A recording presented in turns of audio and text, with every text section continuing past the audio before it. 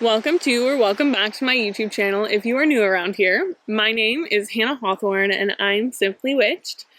And today I am joined by Leah. I was like, are you gonna announce? I am joined by Leah, the redheaded witch. Hello. My dearest friend. I have spent the last week in the beautiful Pacific Northwest, as you can see by the ambiance around us. Nature. We are in the middle of the most fairy tale park ever, and it is so close to your house. Like, Yeah. to have this like 20 minutes away is just otherworldly. It's special. So special. Yeah. This is one of the reasons that I am moving here, which if you don't know, at the end of the year, I am moving somewhere in the Pacific Northwest. The location has yet to be decided, but that is what this last week was. We did a road trip and we visited a lot of different places and tried to find what felt like home to me. And the next video that you guys will see will be the vlog of that. Separate from that, we also wanted to film some content together. And if you've been keeping up with me, you know that I am in the middle of connecting back to my ancestry. I have talked about how I want to incorporate the traditions of my ancestors in my practice as a way to honor them and kind of carry them with me, which is something that a lot of people within the magical community are doing. And I am lucky enough to have a friend who is well-versed in this subject. And so today I'm going to pick your brain. I'm going to talk about my experience. You're going to talk about your experience. Yeah. And between the two of us, we have a lot of wonderful witchy conversations. Yeah. And this is something that I wanted to talk to you about during this trip. So I thought it would be cool if we just turned the camera on and you guys could see that. She's gonna grill me. Welcome to your interview. Yeah, right? Hot seat. Well, maybe it would be good if you started by introducing yourself. Sure. And kind of your experience with ancestor veneration. I don't even know where to begin, but my name is Leah. I'm the redheaded witch here on YouTube and other social media platforms like Instagram and TikTok. In terms of my experience and why I even thought about ancestral veneration and what it meant to me to incorporate my ancestors into my practice is, and I never know where to start really, but as you know, like my personal story involves like having a very disconnected family and upbringing. And I, despite that being the case, I always felt a strong pull to kind of unveiling the secrets of my family, finding out where we come from, what our stories are, and that I think that's a great way of also kind of answering some unanswered questions. You know, as a witch, we naturally go through a series of self-exploration, I feel like. And I think why we find so many other witches and practitioners going through the process of discovering our ancestors is like that's part of the self-discovery phase.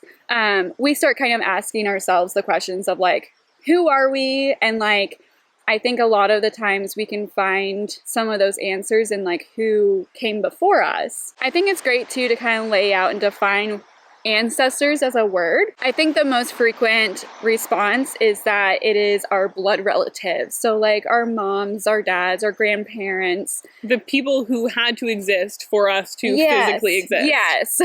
So, but I think ancestors are quite a broader term. And there's so much more than just the people who are your lineage. Yeah, and who you shared a roof with, you know.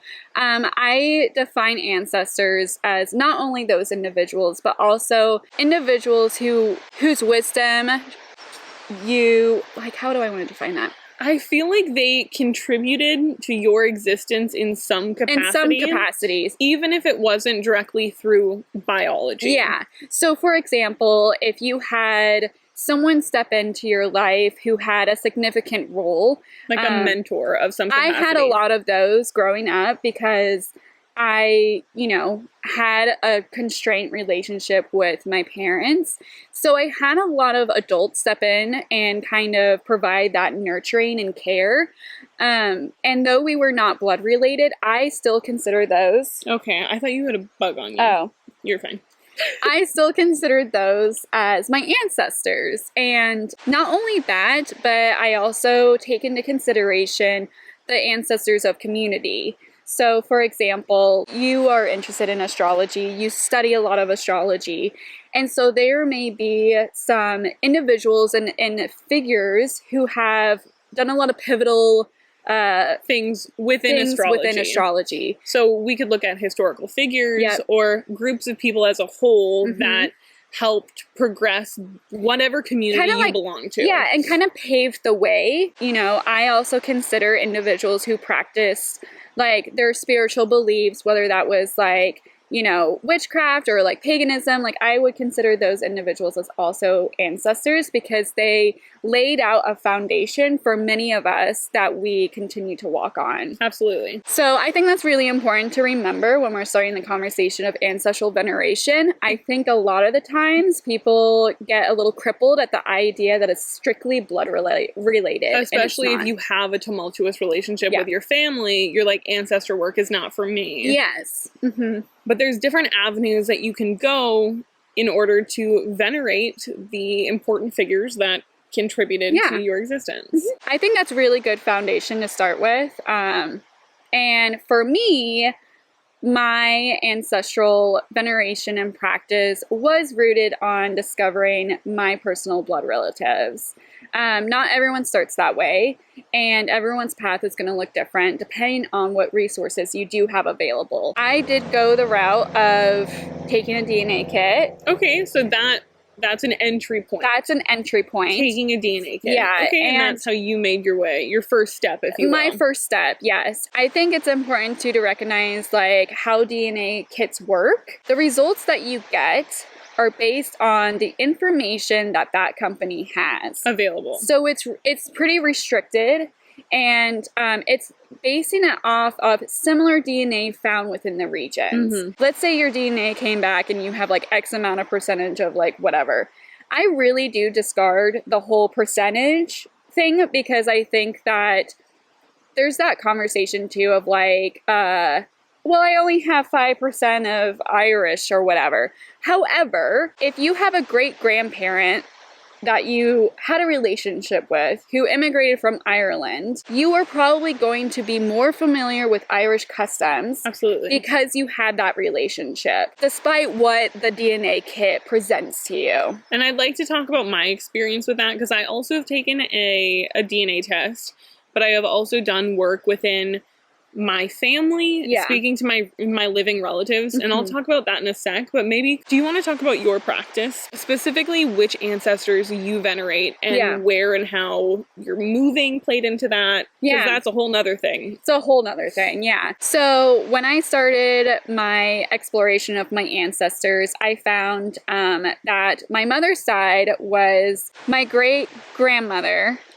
was from Poland. She immigrated from Poland, and they took root in Michigan. And then on my dad's side, I found a lot of roots from England and Scotland. That made a lot of sense because a lot of the immigrants that came to the Appalachian Mountains were Scots-Irish and English. And I discovered too that my dad's side of the family was deeply rooted in the Appalachian Mountains. They have been there for centuries. And many of them were hardworking farmers and quite poor. So, and coal miners too. So I think discovering a bit of their stories and the history of which that they grew up in and how they immigrated over and just their way of life was a doorway to learning more about perhaps some of their beliefs and some of the ways of living that they learned in their life. I think that was super helpful to kind of understand where certain mindsets came in. And I think it also was super helpful to learn mindsets that no longer serve in today's world. Now that you've kind of started your journey, like where are you at in terms of your practice? So this is complicated. That's the first thing that I have learned about any sort of ancestor work.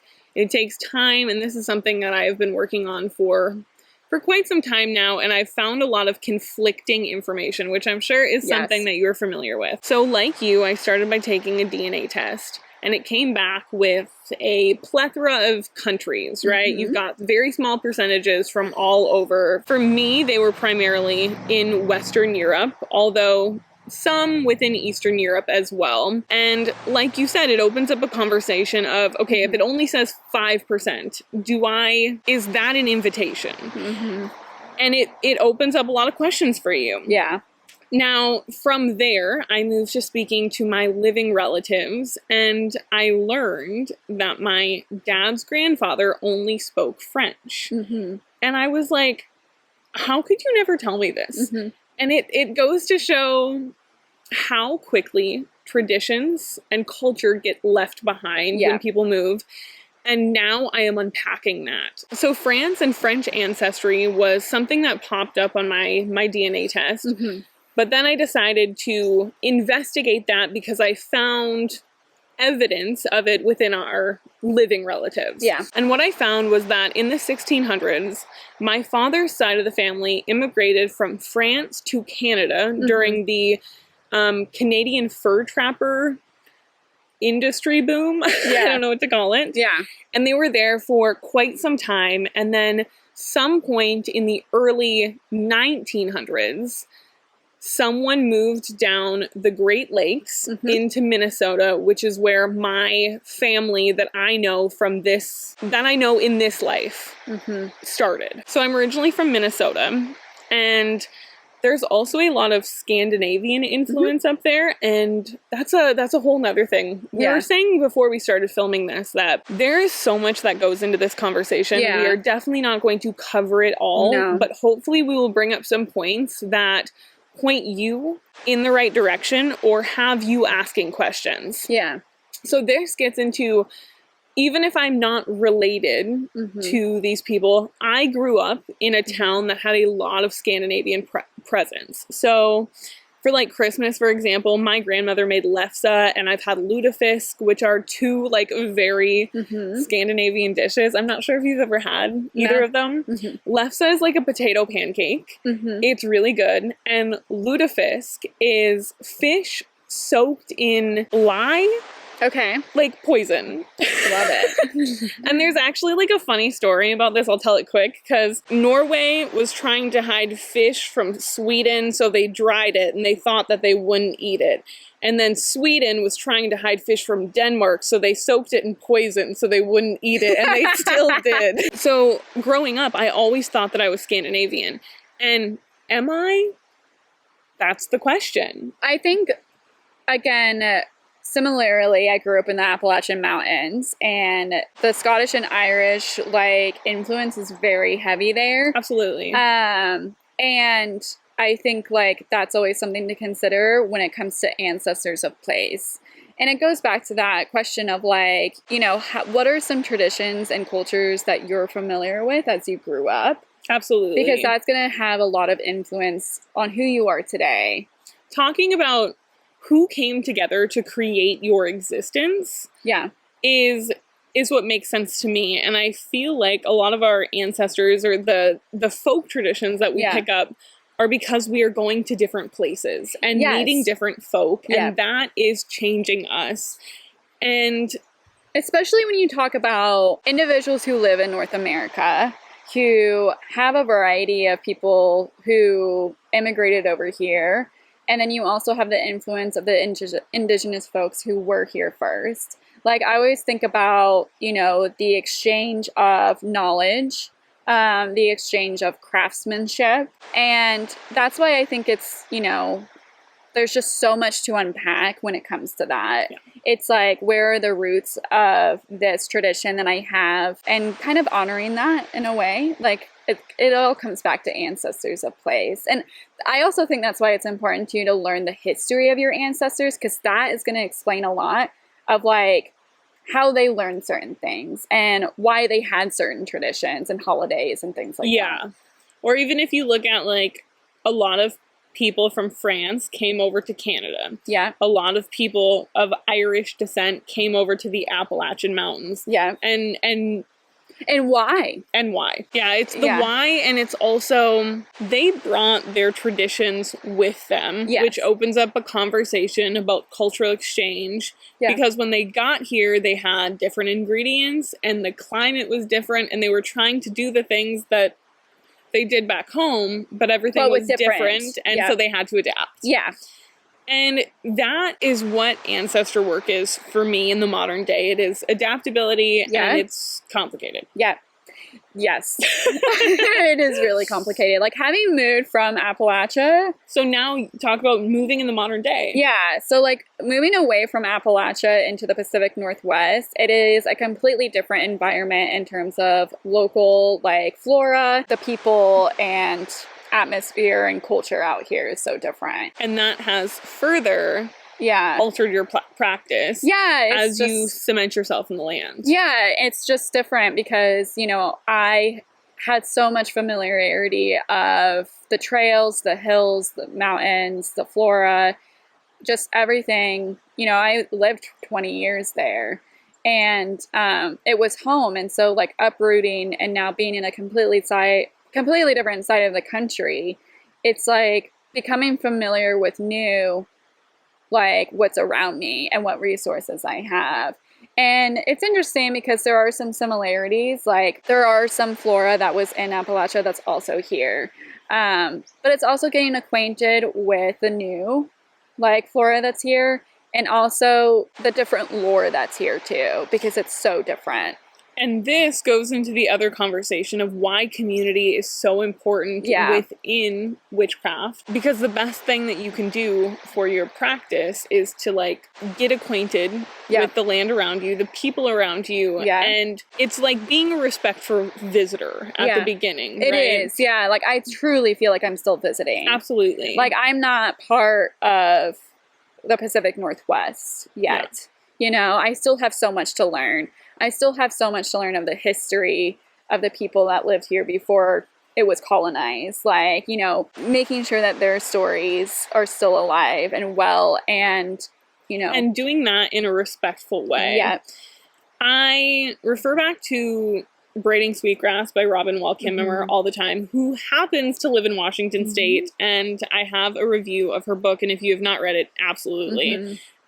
She leads a conversation about this and how you can be in a place and be a steward of your environment. And part of that is learning its history and how you can further the betterment of the land that you are. And as witches, a lot of that comes from venerating the spirits there and different things like that. And and all of these things make you who you are now. Yeah. Leah that lives in the Pacific Northwest. Yeah, who is going to be different than the Leah that lived in Appalachia. Absolutely. So, and it's interesting too of just like the process of, because my family was so rooted in Appalachia, it's like still keeping their spirit alive and incorporating their folk traditions still in a way that makes sense here. And so I think of it like kind of like quilting or like collecting, because you're like a quilt, and everywhere you go, in a respectful way, you're like, oh, I had this thing and this experience and it changed me. Yeah. And I feel that so heavily living in Miami, because I've always known that wasn't home and I'm a visitor there. But I've lived there my adult life. Yeah. And that has shaped me in my practice. And I've made a couple videos about like connecting to the land that you live on and regional witchcraft, and I will link them up there if you want to learn how to connect to your land more. On the topic of book recommendations, I highly recommend New World Witchery by Corey Thomas Hutchison. This is such a complex and nuanced topic, like we have said before, but he has the most comprehensive guide of North American folk traditions that I have ever seen. And if you want to learn about the origins of which some of that folk magic came from and the influence and the cultural exchange, he does a great way of illustrating that. Yeah, absolutely. So taking some of that into consideration, you're here, and now I've got some questions for you. Okay. What does your typical practice look like? The most broad thing ever. Yeah. No, like, you're in the Pacific Northwest. You are venerating ancestors of an English descent. Yeah. You're not in England. No. I am not. You are not. No. What does that look like? You don't have the same ingredients. No. The culture is different. How does that look? So, I will preface by saying I am very grateful, and there's a level of privilege of reconnecting to my English ancestry because I did marry into an English family. So that is the upper hand. That is one, and I will go ahead and preface by saying like that has been really interesting to kind of relearn and also get acquainted with like English traditions and like not only the things that we read in books, but like firsthand. So like, you know, speaking to my partner's like grandparents who have lived in the same town and cottage for like ever. Yeah. And just becoming familiar with not only the past, but also present. And I think that's really important too, is to, you know, if you have the opportunity and the resources to being able to visit the place of which that you are studying from afar, but also, you know, speaking to those individuals. So if there are practitioners or witches who live within these spaces, I think it's really important to listen to them, see what they have to say, because a lot of them are more than open to kind of sharing their personal like experience in that space, especially if they are content creators to some capacity or write books or something like that. So a good thing to do if you are researching your heritage, I've been typing in like French folk magic on every single social media and seeing who I can find, and I have made some friends already in that community who were able to pass along some resources to me. Yeah. Though, another barrier to entry is going to be language. Something I've run into a lot with French. I don't speak French. Yeah, and I think that's one of the ways that we can venerate our ancestors is also learning the language that they spoke, because over time language changes, and many languages are, you know, there's like there's special work to be done, especially for individuals within the BIPOC community who are reconnecting to their roots, especially, you know, language being one of them. I've witnessed a lot of Indigenous folks who are reconnecting to their Indigenous roots, and so relearning that language to speak to their elders. And that's really special. And I think that is one of the ways that we can honor our ancestors and reconnect with them in some capacity. Absolutely. And then the practicality of, if I want to practice French folk magic in any capacity, I will not have the same resources as someone who speaks French. And so to be able to get your hands on the material in the most respectful way possible by learning the language. Yeah. That's what I came across when I was discovering my mom's side of the family that was from Poland, because I'm not Polish. I don't so speak like Polish. And so I started to try and learn, and it's a slow process. And that's why I say like ancestral work it's not quick and easy. It is really, I would dare to say it's like a lifelong journey. Absolutely. Because you're always uncovering something new. You're always learning something new. And the information that's out there, you know, there's just a lot of cross-referencing, and it's a lot. And then it might change as you go through your life, if you move or if you get married. I mean, I recently got married, and then that's the question of like, okay, my husband's family, you're married into it. Should I venerate his ancestors? If we have a family, what does that look like? Well, that's who you are today. You got to think about like your parents got married, they blended in their families, and before that, and that's why you have so many different traditions that are today. In terms of, you know, incorporating the folk magic within the places of my ancestors, it's learning the stories of the plants and allies that they used and why they used it. Plants, for example, that have thorns were often used in folk magic for protection. With that in mind, it's kind of looking at the native plants here and associating, okay, what native plant has similarities in terms of to something that your ancestors may have used. And it's kind of like placing myself in their shoes, like, okay, if my ancestors stepped foot here, absolutely, what would they use, and like how would they learn it, and like what resources would they have? That's such a light bulb moment for me of like, you are putting yourselves in in the shoes of your ancestors. And sometimes we're going to talk about spirit communication in a sec. If you're offering them food, sometimes there's a practice of like eating it for them.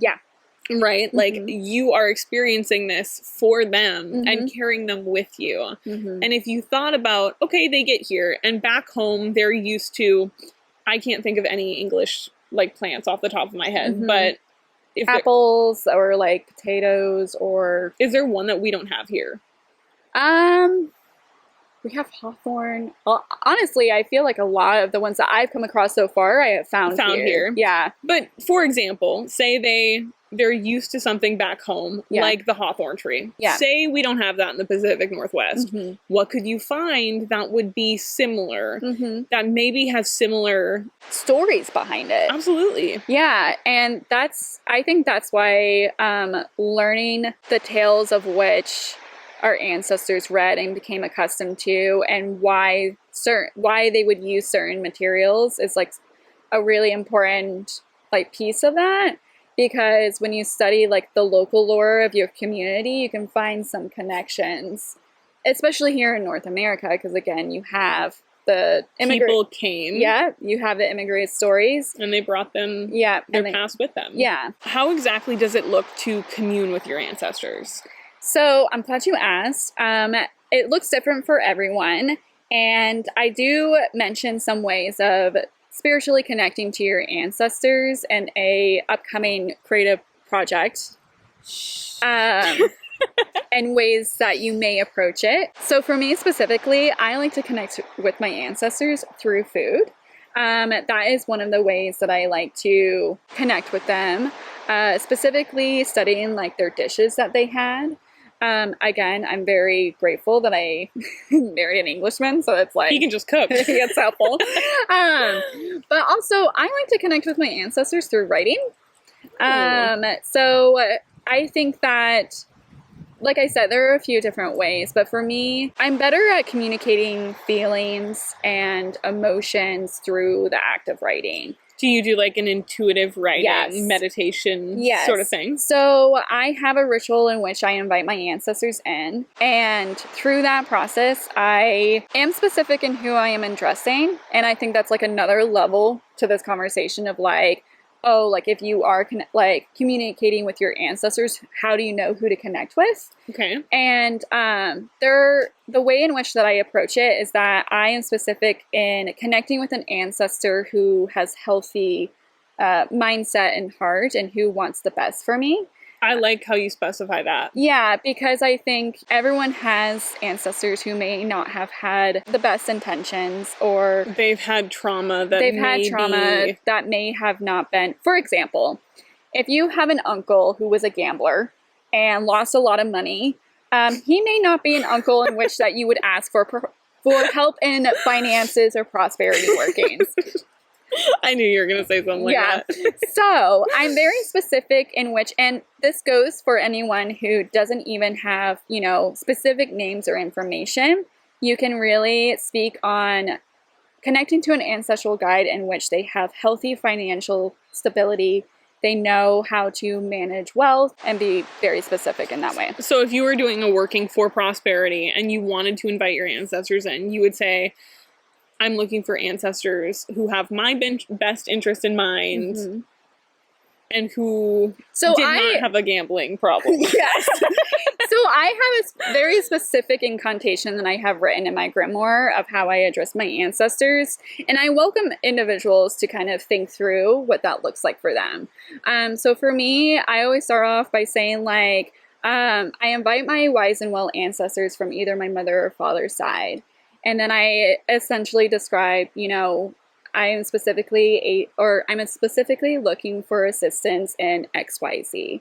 Should the ancestral guide who has experience in this area come forth and help me? That kind of answers the question of individuals who may ask, like, well, how do I know I'm not, being guided by an ancestor who was racist or homophobic or, not safe for me to be around. Not safe for me to be around. And my answer is like, be specific, And I feel, for example, if you were a member of the queer community, you might feel like all of my ancestors are probably like bigoted assholes. And that's not true. Yeah. You, I promise, throughout all of time, have ancestors that are in your corner. Yes. And if you sit down and say, I'm queer and I need somebody who understands that to be with me right now.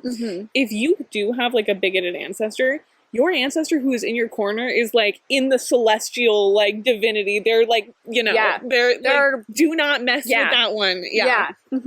I just got like very emotional thinking about it. No, it's very emotional for me too because, you know, again, I kind of look through like my personal family history and knowing that there was a lot of disconnection, there was a lot of misunderstandings. And every single time I have like a really deep meditation with family, I feel divinely protected and also loved. I look back at my life and like the obstacles that I had growing up, and like I just feel and know that there was probably more than one ancestor there that's like paving the way, you know, being like, okay, this is like in your corner. Yeah, this is an obstacle.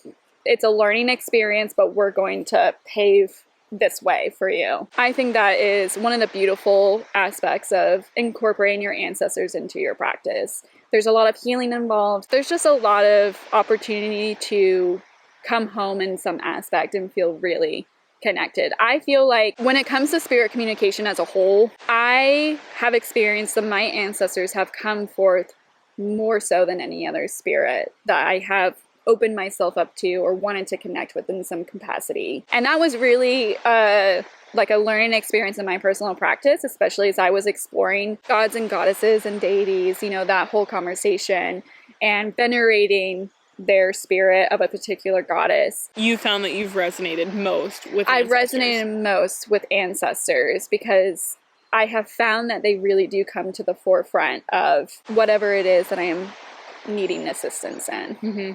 I would definitely agree with that.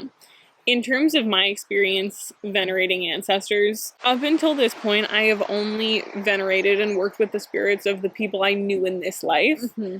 And that's like grandpa. Yeah. Help. And me.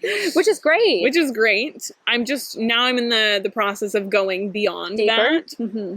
Which I'm really excited about. And for me, I didn't have a relationship with my grandparents who passed away. And so that's very different from us. It's very different because, you know, I don't know if I would like to connect with them. You know, my dad's side of the family is I was raised Southern Baptist. They were very religious. And I don't know, you know, like if I were to sit in front of my grandpa, like my papa today, and be like, I'm a witch, I don't know if he'd be like very accepting. I have found that it's interesting because the ancestors that I venerate, I wouldn't have thought I could have these conversations with them while they were alive. Yeah. But now that they are in spirit, it feels like there's a barrier that's like lifted. Totally fine. Like, I don't know what happens when we get to the other side, but they are definitely way more chill with things than I imagine they were when they were here.